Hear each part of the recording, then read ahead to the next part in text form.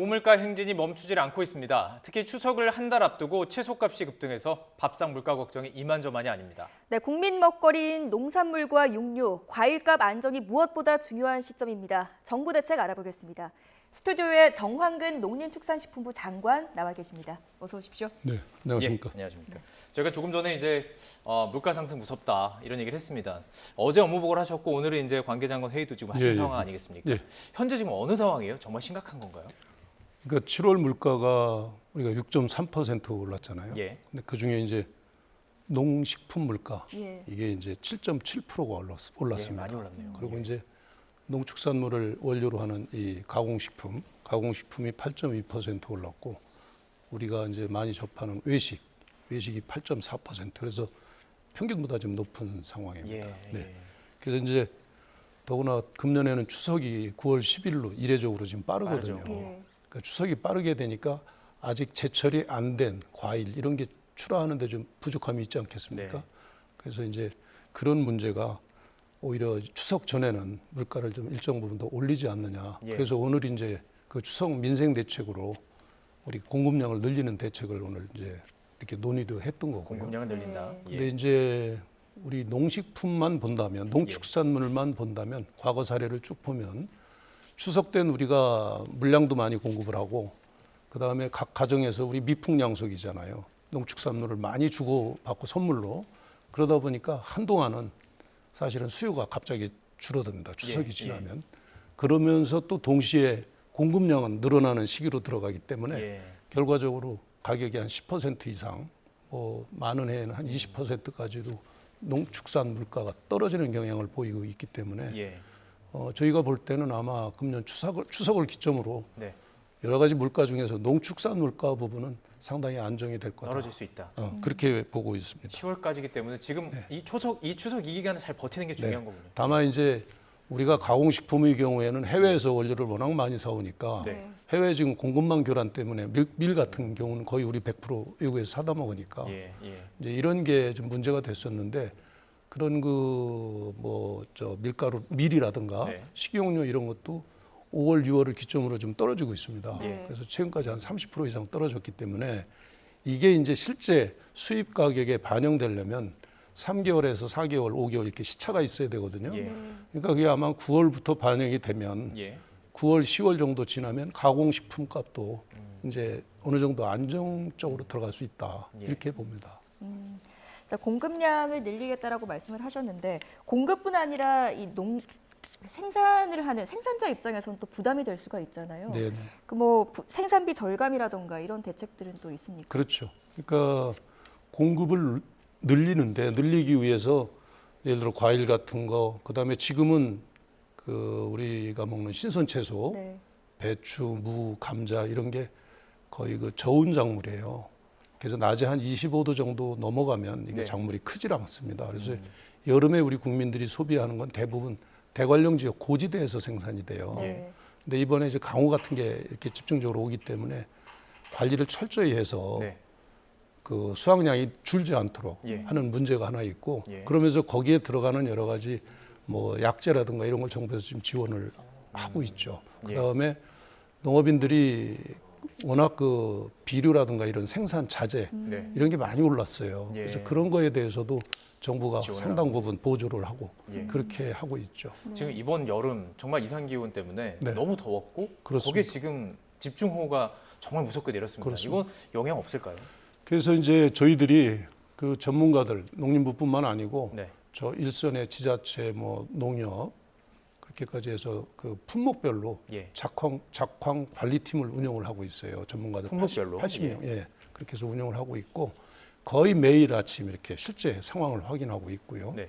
근데 농업 부문에도 물론 피해는 있습니다만 그리고 이제 앞으로 강우 상황에 따라서 또 달라지겠지만 현재로 봐서는 강우 어떤 그 량에 비해서 네. 피해는 좀 상당히 적은 편이고 특히 말씀드린 대로 그 대관령 고지대에는 예. 채소가 지금 많이 크고 있는데 예. 그쪽에는 오히려 고지대 쪽에는 강우량이 많지 않았기 때문에 예. 네. 직접적인 피해는 사실 지금 거의 없는 상태고. 예.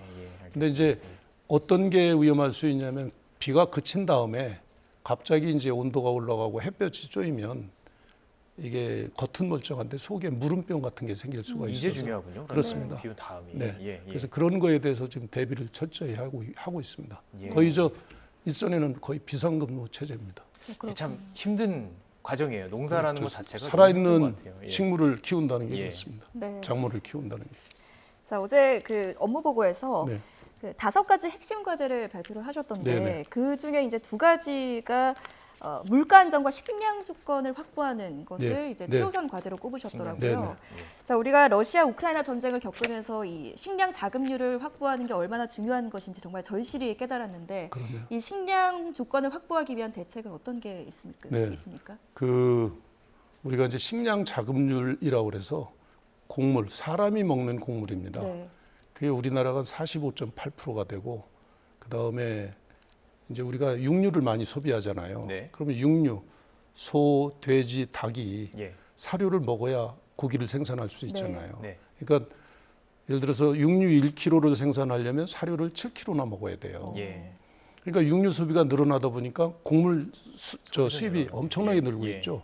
그러다 보니까 곡물까지 포함하면 우리 자급률은 20%밖에 안 됩니다. 그러니까 우리나라에서 난거로 20%가 우리가 먹는 게 그러니까 우리 굉장히 낮은 거죠. 가축까지 예. 포함해서 아, 예. 사람이 먹는 걸로는 45.8%인데 네. 그래서 이제 어제 업무 보고 과정에서도 대통령께서도 적어도 우리 사람이 먹는 거 네. 이건 50% 이상은 가야 된다. 예. 이런 말씀을 주셨고 저희도 이제 대표적인 게 지금 논에 벼는 사실 쌀은 남아도는 세상이 됐어요. 예. 근데 다행히 지금 그 쌀은 쌀인데 지금 이걸 비춰주실 수 예, 있는 뭐 준비해 주신 자료가 있습니다. 보시면 저희가 좀 네. 잡아볼까요? 예. 일반 쌀의 세포 전자현미경으로 본 겁니다. 네. 보면 이렇게 꼭 덕수궁 돌담길처럼 아주 틈이 하나도 없죠. 예. 네. 틈이 하나도 없고 저쪽 오른쪽에 있는 세 번째가 밀입니다. 밀. 예. 밀은 굉장히 성글게 돼 있어요. 네. 그래서 밀은 겨층을 벗기면 바로 가루가 되게 돼 있습니다. 예. 쌀은 겨층을 벗기면 백미가 되죠. 우리 먹는 밥이 되죠. 네. 그죠? 근데 요 가운데 보시면 분질믹 저게 나왔는데 저게 이제 제가 진흥청장 때 돌연변이로 나온 거고 지금 예. 특허 등록이 돼 있고 예. 일본에도 등록이 돼 있고 예. 중국에는 특허 출원까지 네네. 돼 있습니다. 네. 근데 이게 저거는 지금 카메라가 조금 늦게 잡았는데요. 아, 예, 지금 시청자 여러분들께 설명을 좀 드리겠습니다. 네네. 그러니까 지금 맨 끝에 있는 게 일반 쌀이고 가운데는 쌀인데 쌀인데 밀처럼 분질. 구조가 돼 있어서 쌀은 가루를 내려면 네. 물에다 반드시 불려야만 됩니다. 예. 네. 그래서 지금 산업화가 지금 굉장히 더딘 거거든요. 네네. 근데 물에 불리지 않고 바로 밀가루처럼 빨 수 있는 게 저 바로 분질미입니다. 그러니까 지금 가운데는 분질미는 옆에 보면 밀이랑 같은데 구조가 이게 무슨 같은데 인공적인 걸 한 게 아니라 돌연변이로 나온 겁니다. 예. 세계에 저거 딱 한 품종 있는 거거든요. 예. 그래서 저거를 금년에 100헥타를 심었는데 100헥타 30만 평에 심었는데 심었습니까? 예, 예. 그러니까 몇 년 동안 저거를 계속 이렇게 일선의 저 빵가게라든가 이런 데서 빵집 같은 데서 네네. 저걸 네. 활용을 했어요. 예. 심지어 그 뭐 대형 커피숍에 저 먹어보고 왔습니다. 예, 거기 납품도 하고 그럽니다. 네네. 근데 금년에 하여튼 종자를 전부 모아가지고 최대한 재배해서 100헥타를 재배했는데 예. 내년엔 2,000헥타 재배하고 예. 그 다음 연도부터는 뭐 수만 헥타씩 늘릴 수 있습니다. 네. 요건은 대기업들이 저기 수요처가 확실하면 되거든요. 네. 네. 그러면은 이제 CJ라든가 농심이라든가 지금 네. 할인 같이 지금 이 TF에 들어와서 예. 연구를 하고 있고요. 금년에 500톤 정도가 생산이 되면 예. 그 중에 한 100톤 정도는 그 식품 기업에 네. 제공을 해서 레시피 개발을 하려고 합니다. 이게 시장 반응은 어떻습니까? 시장 반응 저도 몇 번 먹어보고 했는데 예. 밀하고 똑같고 예. 오히려 어떤 분들은 훨씬 좋다. 맛도 좋고 다만 그리고 또 하나는 저건 글루텐이 없기 때문에 예. 건강에 더 좋잖아요. 이게 그렇죠. 사실 알겠습니다. 밀가루랑 똑같기 때문에 같은 요리 그렇습니다. 방법으로 만들 수 있는데 예. 첨가물이 안 들어가 있는. 그렇죠. 예. 그다음에 이제 과연 저 쌀을 100% 썼을 때 10% 썼을 때 이걸 많이 해봐야 되죠. 네. 예. 그래서 그렇게 해서 대폭 늘릴 수 있을 거고 또 하나 저 품종의 장점은 보통 벼는 5월 말에서 6월 초에 모내기 이암을 하게 됩니다. 네. 근데 밀은 언제 수확을 하냐면 6월 중순에 수확을 해야 됩니다. 예. 그러니까 이게 이모작을 할 수가 없죠. 네. 근데 우리나라는 땅이 좋기 때문에 이모작을 하면 식량 자급률을 확 올릴 수 있어요. 예. 근데 이 품종은 6월 말이 모내기 적기입니다. 그러니까 밀하고 자연스럽게 이모작 체계를 갖출 수 있어요. 1년에 2번을 할 수가 네. 있는 거네요. 그래서 예. 이제 그거를 아주 대폭 촉진하기 위해서 예. 내년부터 우리가 전략작물 직불제를 도입을 하기로 했어요. 예. 그래서 밀하고 쌀을 같이 심게 되는 경우에는 헥타당 250만 원을 예. 농가에 지급하는 걸로 예. 그렇게 정부 내에서 지금 결정을 잘만 한 겁니다. 되면 미래에 어느 정도 밀을 대체할 수도 있고 잘만 되면 수출도 할 수 그러면 있고. 그래서 예. 우선 단기적으로 저희가 계획을 하고 있는 건 정부 임기 내에 예. 지금 우리가 밀가루를 연간 200만 톤을 수입해서 먹습니다. 그러니까 네. 밀을 사서 밀가루를 그렇게 소비를 하는데 10%만이라도 저걸로 바꿔주면 네. 20만 톤을 어쨌든 분질밀 생산할 수 있거든요. 예.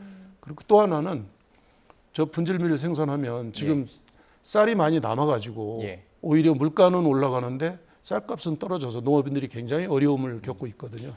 예. 그러면 이제 수급 균형 맞추는데도 상당히 도움이 될 걸로. 예, 그렇겠네요. 아, 예, 알겠습니다. 예. 획기적인 품종이라고 생각을 합니다. 관심 갖고 계속 지켜보겠습니다. 저도 사실은 밀가루를 못 먹지만 쌀로 된 빵은 좀 먹고 싶다는 생각이 있었기 때문에 그래서 좀 어제 관심을 가져보겠습니다. 대통령께서도 저 보고를 받으시고 예. 이거 한번 제대로 해보자. 예. 관심 있게. 그래서 이제 우리 식량 자급률도 예. 최소 유턴을 해서 50% 이상은 유지를 하자 이렇게 예. 말씀도 하시고 그랬습니다. 지금 그 쭉 업무 보고 얘기 저희도 이제 읽어봤으니까요. 그 중에서도 이제 청년 농업인 얘기를 네, 하셨는데, 맞습니다. 네. 그럼 이 관련된 것과 관련해서 지금 이런 것도 청년 그 농가 함께 할 수 있는 그런 것도 그러면 방안이 제가 있습니까? 김제를 방문을 했었는데요 얼마 예. 전에 청년 농업인들이 밀하고 콩을 하더라고요. 예. 네. 논에다가 벼 대신에. 근데 거기에 이제 콩도 이번에 전략직불제 대상에 넣을 건데 밀하고 분질밀 같은 거 해도 되고 네. 네, 그렇게 하면 청년 농업인들도 좋죠. 예. 자, 이 모든 것들이 결국에는 쌀값을 좀 낮출 수도 있는. 지금 쌀값이 안정 안 되는 거 좀 문제잖아요. 아니 농가에서. 쌀값이 예. 지금 오히려 너무 낮아가지고 낮아서. 네 예. 그러면 이제 수급 균형을 이루면 예. 소비자는 적정한 가격에 사 먹을 수 있고 예. 농민들도 쌀 재배하는 농민들도 네네. 적절한 소득을 올릴 수 있죠. 예. 이게 가격이 너무 낮게 되면 네. 여러 가지 이번에 그 쌀값을 유지하려고 예. 정부에서 격리를 하면서 무려 9천억을 썼습니다. 예. 네. 근데 그게 사실은 크게 도움이 안 됐거든요. 근데 그런 돈의 일부를 저런 전략작물제 같은데 예. 도입을 해서 예. 균형도 맞추면서 예. 그 밀하고 콩 생산량도 올리면 우리 예. 식량 자급률도 올릴 수 있고. 올릴 수 있고. 네. 알겠습니다. 자, 또 이 예. 농촌을 또 활성화시키기 위해서는 또 젊은 청년들이 유입이 돼야 될 텐데 그에 대한 대책은 또 어떤 게 있을까요? 그 사실은 지금 농촌이 안고 있는 문제 중에 하나가 고령화돼 있어요. 예. 네. 그러니까 220만 농업 인구 중에서 100만 명이 65세 이상입니다. 근데 젊은 사람들은 지금 39세 미만으로, 그러니까 40세 미만으로 12,400가구밖에 없거든요. 네. 예. 그래서 젊은 사람들을 많이 이제 농촌으로 유입을 시켜야 되는데 예. 젊은 사람들이 주로 관심 갖고 있는 분야가 이제 스마트 농업, 그다음에 농촌의 융복합 산업이라고 그래서 우리가 네. 6차 산업이라고 많이 했었죠. 예. 네. 생산, 가공, 유통, 뭐 마케팅, 관광 이런까지 네네. 전부 믹스하는 거죠. 예. 그런 쪽에 이제 관심을 갖고 있어서 청년들을 유입하기 위한 정책을 여러 가지 하고 있는데 네. 청년들이 이제 농지도 없지, 예. 자금도 부족하지, 네. 살 집도 없지. 그래서 이걸 전체를 묶어서 예. 패키지로 지원하는 방안을 추진을 하고 있고 네. 9월 달에 예. 그 종합 대책을 발표를 할 거고 그때도 대통령께서 직접 주재하시겠다고 했습니다. 알겠습니다. 네. 자, 마지막 질문 드려야 될 것 같은데요.